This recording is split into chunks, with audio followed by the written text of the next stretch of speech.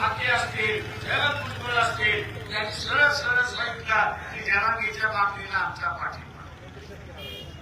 आणि जरांगीने भूमिका घेतली की आम्हाला यांच्या स्पर्धक आरक्षण पाहिजे. कुठला निर्णय घ्यायला घ्यायचा आपला